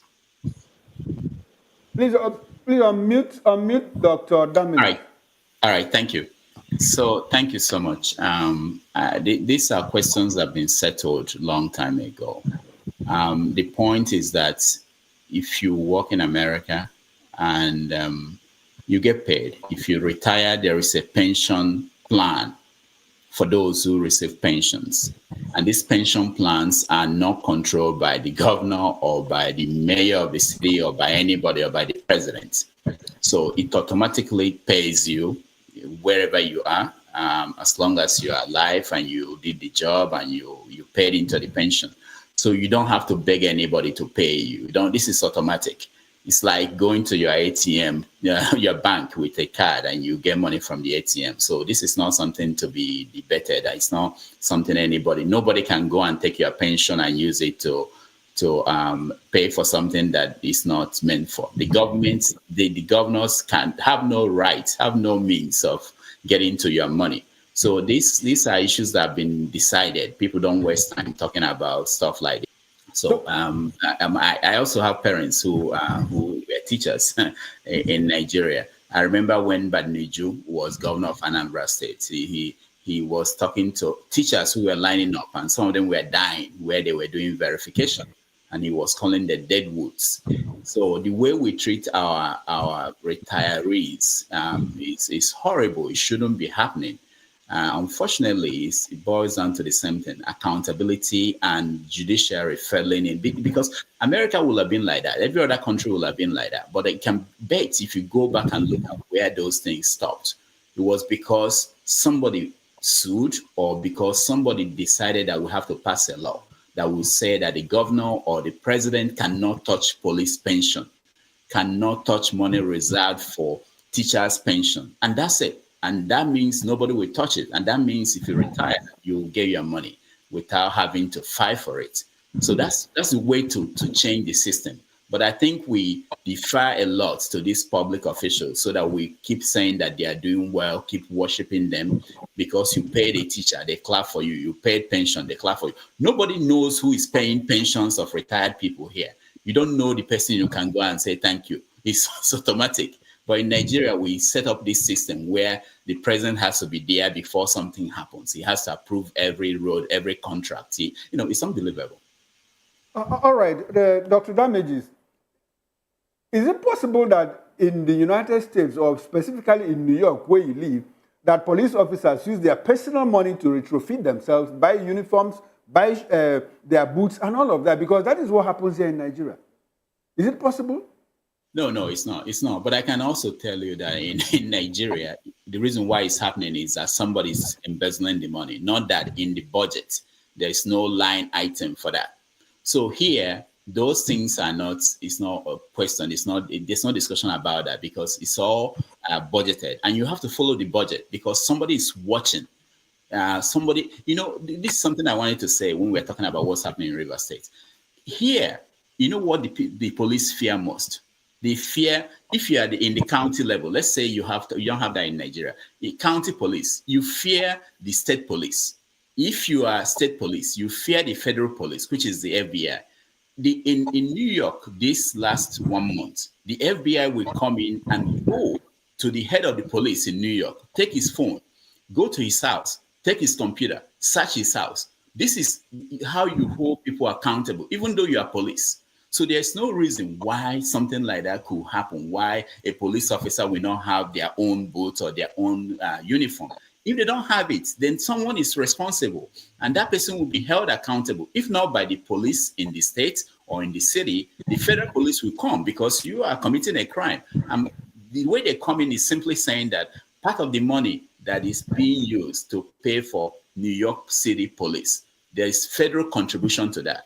And if you steal one penny, $1 from it, then you are committing a federal crime. And the FBI will come in, and you, the police commissioner, the police head, will now answer to a bigger authority. All right, thank you, Dr. Damages. I did say earlier that today is World Teachers Day, and so we would like to just take some time, to honor our teachers, people who taught us, like my father and mother, who were also teachers. And I have a lot of friends too, like Dr. Damages said that his parents were teachers. So let's take out some time to value them. Today, we honor the dedicated educators shaping the future of this world with the theme, Valuing Teachers' Voices, towards a new social contract for education. Teachers across the globe have lent their voices and services to humanity, guiding every step of learning and contributing to the growth of society. We have VOP TV's Oyindamola Olukotun bring us the rest of the report. Today, we celebrate the 2024 International World Teachers' Day, themed Valuing Teachers' Voices, towards a social contract for education. This special day honors the educators who shape our futures, one student at a time. Teachers are the unsung heroes who tirelessly guide, inspire, and nurture young minds across the globe. As the backbone of our society, teachers play a vital role in building a brighter tomorrow. Their dedication is a reminder of the essential contributions they make to our communities, helping students reach their potential and preparing them for the challenges ahead. Mrs. Folashade Balogun-Turner, a teacher with decades of experience, shares her journey in the profession and what she values most in her role as an educator. What really inspires me to be a teacher is because I notice that most young ones, they need somebody that is calm, somebody that can listen to them, somebody that can be a mother substitute. That is why I decided to give back what I have. As a teacher, you are also a counselor, you are a mother substitute to pupils. So whenever I come in contact with any pupils, I try to help. I try to make sure that once I'm in front of my class, I touch their lives. Even if they go out of my class, they never forget what they are impacted. Teaching has evolved. There are so many new things like this, the Eco Excel, the smartphones, there are so many things. Even the way we prepare for lessons, the way we teach them, the playway methods, there are so many methods that are inculcated into teaching nowadays that has not been there before. So it makes you as a teacher to enjoy what you are doing, and it also makes the students to be active, involved in whatever you teach them. I've been in the industry since 1998, and I started as a non-teaching staff before I graduated to a teaching staff. Parents, communities, and governments can support teachers, whereby when they do their quota, when the parent comes to school to check, to support their pupil, to support their children in school by checking what the pupils have been doing, to check their work, their school activities, and also to ensure that things are put in place in school, like the toilets, their environment, it also matters. Also, when communities come around to the school, to make sure that everything in the school are put in place for a good learning outcome. Everything will go the way it's supposed to go. International World Teachers Day honors the passionate educators who shapes the future by imparting knowledge, inspiring generations through their dedication and wisdom. From Voice of the People TV, we are saying Happy International Teachers Day. I am Oyindamola Olukotun for Voice of the People TV. All right. Thanks very much, Yindamola Olukutu, for that wonderful report used to celebrate our teachers. Today is World Teachers Day. Please celebrate your teacher wherever you find him or her now, let me come to you, Sho. Sure, today is World Teachers Day. We know what's going on with teachers in Nigeria. Some of them are owed salaries, pensions are not paid. Please, can you help us, understand how teachers are treated in the UK? Yes, I'll join everyone else in, thanking all our educators, our teachers, all over the world, especially in Nigeria, and those who have directly impacted my life. I'd like to say a big thank you to them. In the UK, there's dignity of labor. I mean, I know we're talking specifically about teachers right now, but there's dignity of labor, regardless of what you do. You are appreciated. So you walk into a typical school and you see cards, pasted around on the walls in the hallways saying thank you, thank you. You see different, cards like Christmas cards and things like that. So you see thank you cards. You see, appreciation even from the parents, not just government. I know we'll talk about the government in a minute, but even parents, like the teacher who spoke said, you want parents to show appreciation to teachers. Teachers would often, they will complain in the UK as well. Sometimes they're complaining about having too many kids in a class. Typically, you have about 30 kids when they're in primary school, 30 kids in a class. And sometimes the teacher will complain about the numbers, of pupils they have to deal with. But in terms of the government, these things are almost seamless. They have systems in place, so they don't need one strong person or minister for education or commissioner for education or secretary for education to start, throwing their weight around and being applauded for paying salaries. There are systems in place. Teachers are paid the day they're meant to be paid. No one talks about it's not. It's a non-issue. It doesn't even come up. I don't know who paid them, but they get paid. So there are systems that have been set up to make sure teachers are paid. Everybody would want to get paid more. Sometimes they complain. They've gone on strike recently in the last two years or thereabout. I remember one of my children had to stay back at home because they would strike one day in a week, and they would maybe plan another strike 2 weeks time. They will stay at home for another day. So it's not like it's perfect in the UK, but it's not anything compared to what we have in Nigeria. The facilities are. I mean, you enter a public primary school in the UK, and most of our universities don't even look that nice. All right. So things are in place. They have teaching assistants, they have good toilets, they have decent amount of pupils to teacher ratio. They are paid when they retire. If they've paid into the pension pot, their pensions are paid on time. They don't have to queue anywhere. They don't have to know anyone to get anything done. This is what we dream of to have in Nigeria, where you don't have to know anybody to get your pension. You don't have to know anyone to get your salaries paid. So it's a totally different system. Things are put in place. Teachers are paid on time. They are paid a decent wage. You see the car park of the teachers and you're impressed. I'm not saying that they drive, Mercedes or whatever, but they drive a standard Ford Fiesta, a Ford Focus, a Vauxhall Astra, decent cars that most of the parents drive. These are what some of the teachers drive as well. So they are well looked after. All right. Thank you very much, Sho. Thank you very much, Sho. The flagship. Are teachers owed in Atlanta, Georgia, where you live? The flagship, are you there? Yes, I can hear you. Can you hear me? Yes, I can hear you. Go ahead. All right. Yeah, I was saying that teachers are not owed. Here, the labor force in America is set where your salary gets in on dates that are specified, and you do not even have to think about it. So teachers are paid as exactly when the payment date is due to be made, and you find the money in your bank account. No questions asked. So we do not owe our teachers here, not the government, not in private institutions. Owing anybody is greatly frowned out in this part of the world where I live. When you go to work, your salary is paid as at when due, and usually is between either the first day of the month or the last day of the month or the middle of the month, whichever calendar your employer or the teachers are paid with, their salary are paid instantly. As a matter of fact, you can check the clock midnight of the day that you're going to be paid, and your money is there in your account waiting for you. So teachers are not owed. And in addition to that, teachers over here are really greatly appreciated. We regard them as the second parents that our children have. Our kids spend a minimum of 16 hours with us at home every day and spend about 8 hours with their teachers in school.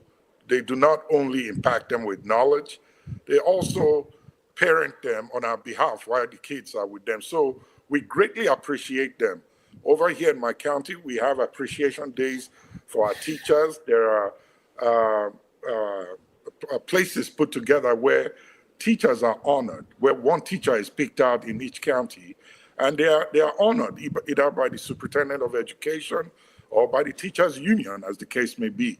So a big shout out to all teachers. I also have a mother who was a teacher. I celebrate her, I celebrate every one of them. Kudos to them. Yes, I think that we have a lot in our league. Let me also use, thank you very much, Flagship. I think we have a lot of members in that league. Let me also use this opportunity to celebrate my parents, Sir and Lady Francis Kalu Okoro. I'm sure my father is watching this show and he will be very proud of me. And my mother, wherever she is, will also be very proud of me because they gave me the best education they could afford with the mega salaries they were paid, despite being owed intermittently by different governments of the day. So I celebrate them, and I celebrate every other teacher out there.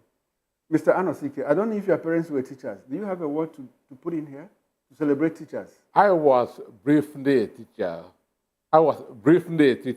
And I ran out because I cannot. You couldn't endure. The standard will understand me. And within that 2 years, I saw what my teachers, I couldn't take what my teachers took. That is the behavior of the children. And I remember that during my own time, because when I was in class 1 in secondary school, we did not allow our teacher to appoint a prefect for us. We said we must appoint it by ourselves. So that's when activism started. Understand me? So I was kind of imagining myself as a student. Understand me? Then, but 1-2 years, the standard was nothing to write home about. I said, no, I can't continue. I have that to run and enter the media world. Okay, so we also celebrate Mr. Peter Anosike, who was once a teacher. A roadside teacher. Today, he says he's a roadside teacher, but you were once a teacher, always a teacher. And today is World Teachers Day, like we have said. Please, not just today, keep celebrating your teacher wherever you find them, because whatever you are today was expressly made possible by your teacher who taught you how to read and write. And away from that, let's delve into the last topic of discussion. As Nigerians are expressing strong dissatisfaction with President Tinubu's 2-week vacation amid the country's economic hardships, many view this move as insensitive and out of touch with the struggles of the common man.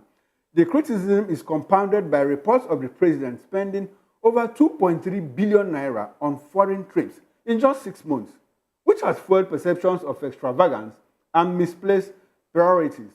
Former Adamawa State Governor Sule Lamido has publicly denounced Tinubu's decision, emphasizing the need for leadership that prioritizes the nation's problems over personal leisure.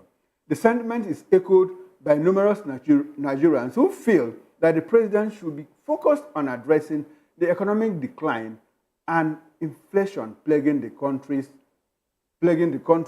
masses. Now, Peter, I ask you, shouldn't the president take a leave because there is hardship in the country? Isn't he entitled to a 2-week leave? Look, Nigerians' problem can only be solved in Nigeria, not in the United States, not in France, not in Britain. In the last 2 months, Tinubu has not been in Nigeria up to 1 week in the last 2 months. Check. He went to France and was there on a working visit. From there to UK. On a working visit. Then come briefly because of the Boronu stuff, and was about that to go to the United States for hunger before sickness stopped him. Understand me? Because sending he said sickness stopped him. Sickness couldn't allow him that to go. But the president, did he say he was sick?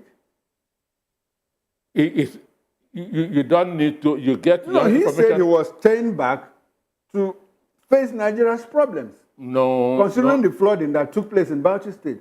So how do you say, what do you mean when you say his sickness stopped him? Tinubu said he's on his way to the United States, but stopped briefly to commiserate with the people of Borno State. And when he saw the magnitude, the damage had been caused by the flood, he decided to stay back. Tinubu was sick. Tinubu couldn't make it to Did he tell you he was sick? Did he tell Nigerians I don't that need he to was hear sick? from him. I have my sources there.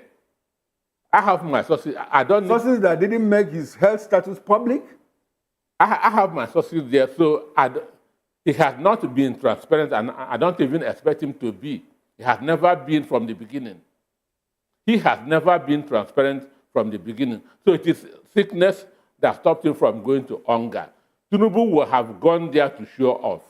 This has been his dream, but he is entitled to taking good care of his health. And as much as he's entitled to vacation, which he has decided to take. Is there a problem with that? Just like every other Nigerian. But we should be putting our country first. We should be putting our country first. And there's nothing in the Constitution that says that he will not spend his leave in Nigeria. Does Biden spend his leave in UK or in France? Isn't that a personal decision? Did the Constitution say that he can't go out to spend his leave? So if he's putting his country first, he shouldn't be running away from his country. He must not be running out, because right now we are in a crisis period in this country.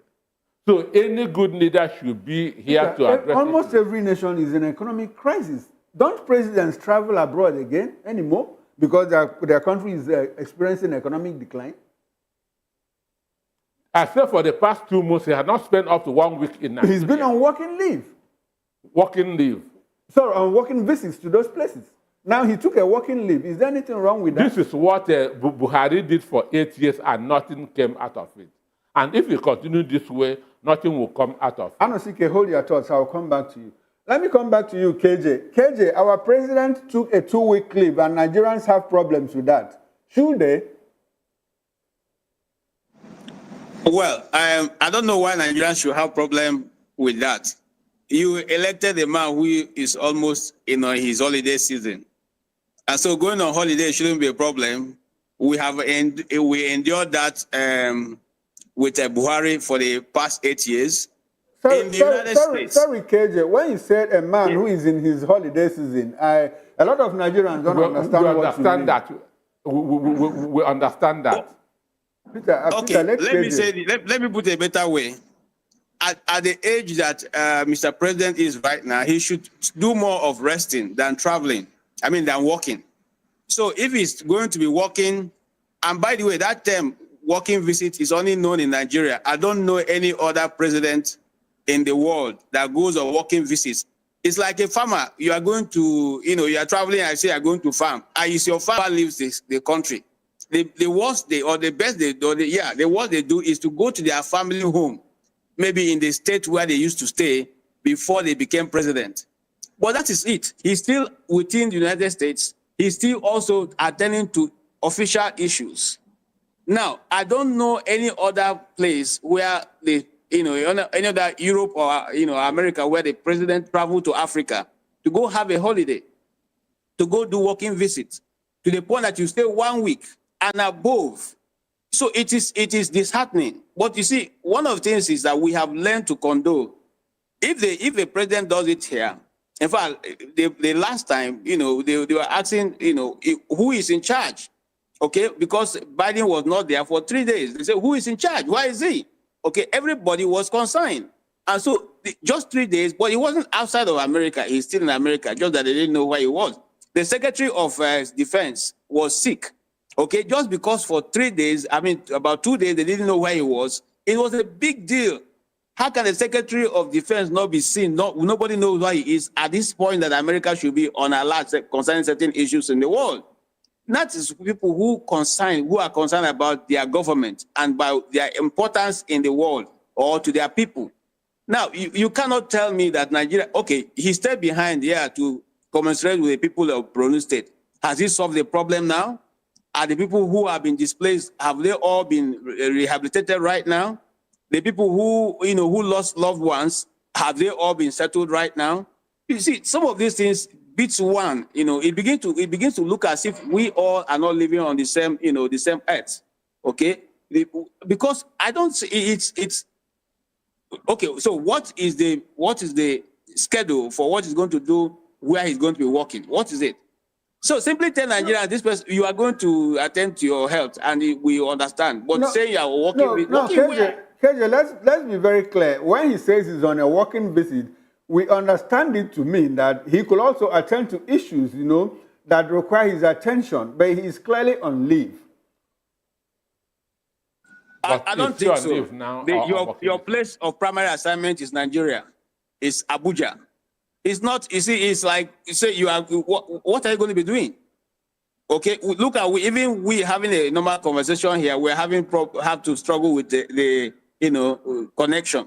What more when you are outside? So these things we all know what is going on. Maybe we don't want to accept it, but that's what we're going to be witnessing for the next 4 years. KJ, when you say we all know what is going on, I clearly don't understand. Maybe in another occasion, you might help explain to Nigerians what's going on. Let me come to Damages, because we are pressed with time now. Dr. Damages, KJ, if I paraphrase him, he clearly said that we elected an old man as our president. And I don't want to ask KJ that question. I want to ask you, how old is your own president where you live? And how old is Donald Trump, the man who wants to replace him, compared to the age of our own president? Yeah, it's not a matter of age. Biden is 81. Trump is 78. But I can tell you that Biden will not go to a country, even Britain, that is a friendly country, to go and spend 2 weeks. There are implications. One is security implication.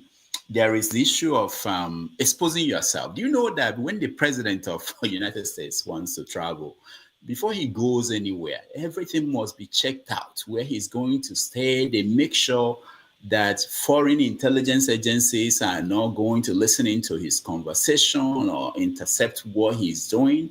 How do we know where our president is going to stay in the UK, that there is not bugged, that everything about what he's discussing there, that they don't have it? Even his DNA. He goes to France for treatment. He leaves DNA for them. He goes to UK and he leaves DNA. I mean, we're not concerned about the bigger issue. Nigeria is a serious country in Africa, and we should take, whoever is the president of Nigeria should take it seriously. And I can tell you, the intelligence agencies of the world, they are laughing at us. They are enjoying. They don't even have to spend money to know what's going on in Nigeria, because the way our presidents and government officials travels around, and they travel around and talk anyhow, and they don't think about these things. They think I see a picture of Gowon in London, Buhari in London. This is where the people who used to run Nigeria now go to rest. Gowon has a residence there. Can you imagine that? An American president, a former president, going to live in Russia, because London should be like Russia to us. They are not friendly to Nigeria, but that's where our people go. And imagine the phone calls that Tinubu will be making from London. They are listening to it, everything. All right, and all right. Call their country. Dr. Damages, please, can you just let us have your final thoughts now, because we are pressed with time on the topics. Right. Just in a few seconds, please. Okay. I just want to mention that Sonny Okosun, before he died, he was very sick and he was begging for money to go and be treated abroad. And I remember that he has one of these national honors. The national honors, it means nothing to the people giving it to you. It means nothing to the people of the country because it's been bastardized. So I don't know why people worry about that. But let me also mention that PDD, most of you know the story of PDD, got a key to the city of New York, which is a kind of honor. When these stories about him came up, horrible stories, the city of New York asked him to return the key of the city to them. So in all, I want to say but about teachers, because I'm a teacher and my parents were teachers, that people should acknowledge their teachers while they are still alive. Not to wait until they die and their reward will be in heaven. I travel around the United States. I see people that my parents taught, and they say to me, "Oh, your daddy taught me, your mom taught me." I'll make them buy me Isiewu each time because as a way of showing gratitude. All right, thank you, Dr. Damages. Please do stay with us till the end of the show. Let me come to you, Show. Show, our president is in UK. Where is your own prime minister? Thank you. The Prime Minister of the UK lives in the UK and he works from the UK. I guess our president wants to work remotely like most of us do these days, or hybrid work. I think that is what, maybe that's what he's trying to do. It's quite unfortunate that that is what is happening. I've said this many times that the foreign nations, the Western powers don't have to try. They don't have to bug our presidents. They don't have to spend any money in trying to find out what's going on. We make ourselves available, our presidents, our leaders in Africa, Nigeria in particular. He goes everywhere. And it's not just Tinubu now. Buhari did the same. He was going to Germany for his air treatment. He was coming to London for headache treatment. There were videos of President Tinubu about 2 weeks ago leaving a hospital in London, private hospital. So it's quite unfortunate that this is what is come to. If we're going to go to the angle of health, now, it begs the question, the money that is being spent on Aso Rock Clinic, what is it for?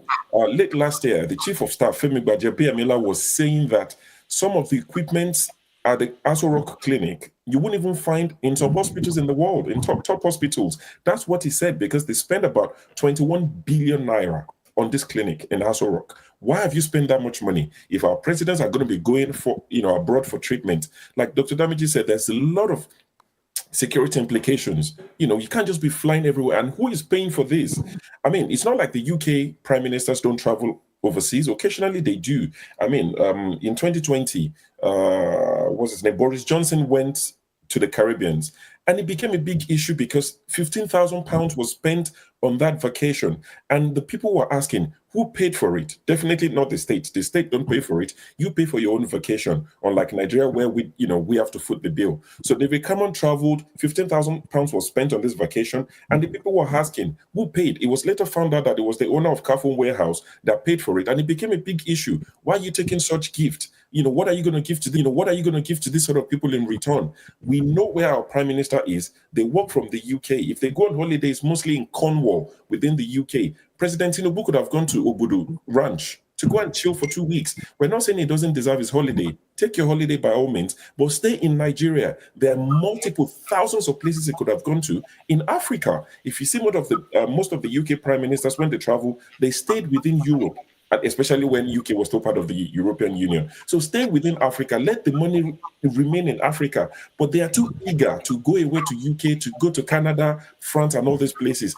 And I have, one of my very good friends in the comment section talking about, we're promoting Japa syndrome, the way we're talking about these issues, trying to paint the UK as if or the Western world like it's paradise. No, our presidents are the ones, our political elite are the ones advertising the West.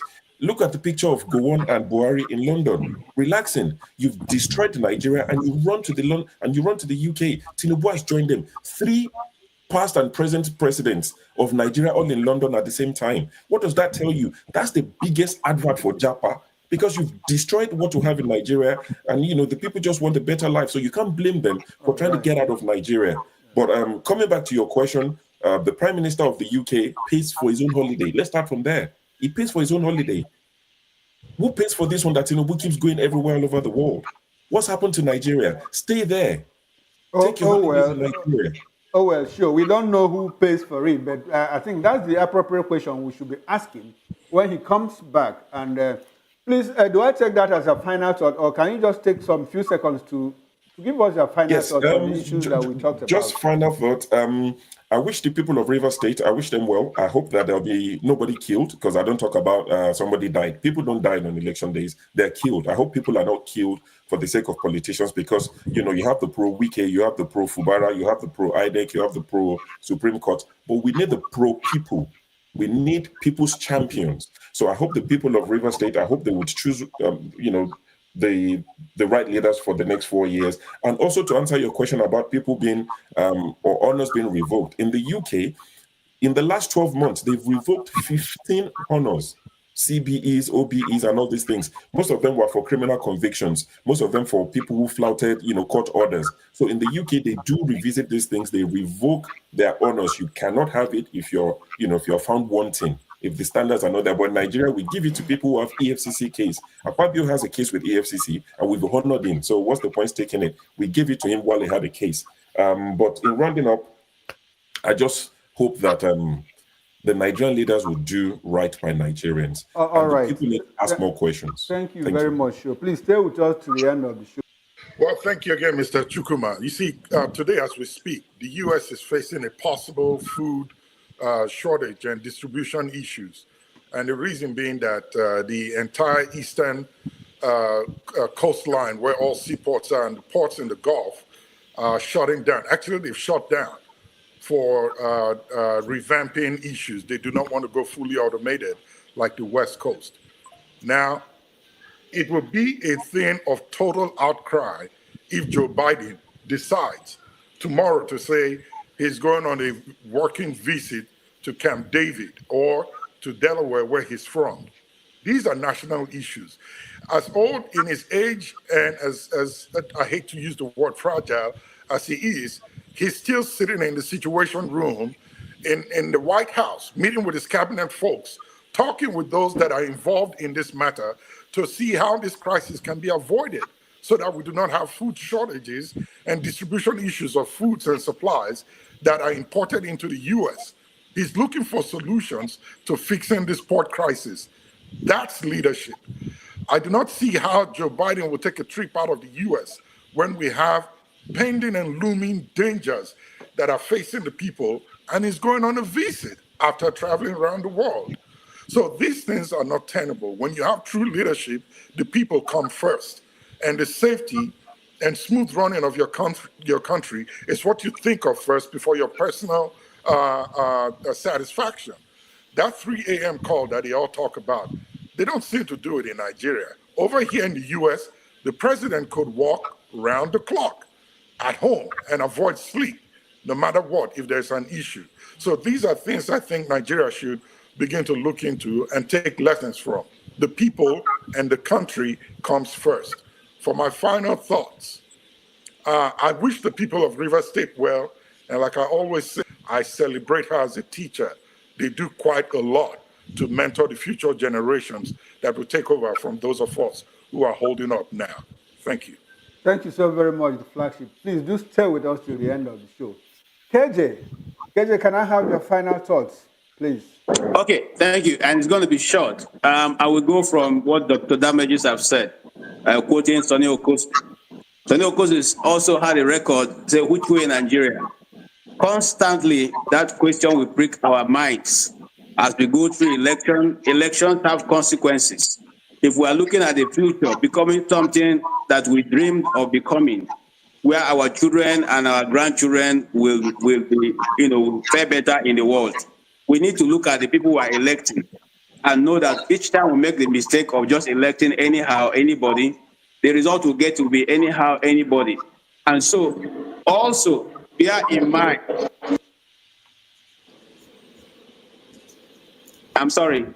Bear in mind also that presidential trips are very expensive. I think Nigerian president is one of the most expensive in the world. Each time that crew moves, it moves almost everybody. Here in the US, Joe Biden got into trouble for allowing his son to travel on Air Force One. I don't know when we will get to the point where we can hold our leaders accountable for what they spend and not budgeted for. Because you're not a prince, you're not a king. You can't just keep spending people's money any which way you want, unbudgeted for, and nobody can ask the question. We should think again, maybe rethink our method of governance to bring us to the place where we can achieve results without much effort. Thank you so much. Thank you so very much, KJ. Thank you, gentlemen. And this is where we draw the curtain on today's episode of the Diaspora Perspective Show. I call it the TDS, where we discuss political, governance, economic, and developmental issues in Nigeria. I've been discussing with Mr. Peter Anosike and our virtual guests in the diaspora, Dr. Damages, Show, the flagship, and KJ. Gentlemen, thanks for being on the show. This show comes up every Saturday from 2 to 4 p.m. West African time and 9 a.m. Eastern Standard Time. We encourage you to click on the like button and subscribe to our page. On YouTube, we are Voice of the People TV and on others live. Please keep a date with us next week for another interesting edition of the TDS. I am your host, Chukwuma Okoro. Enjoy the rest of your weekend.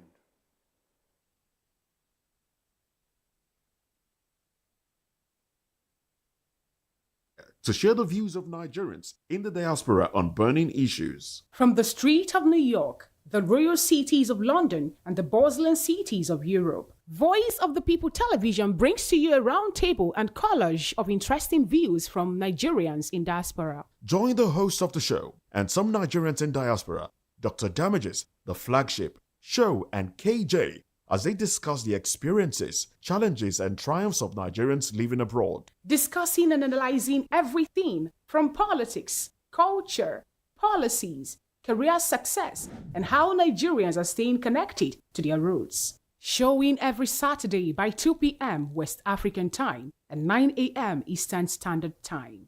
The Diaspora Perspective, giving a voice to Nigerians abroad.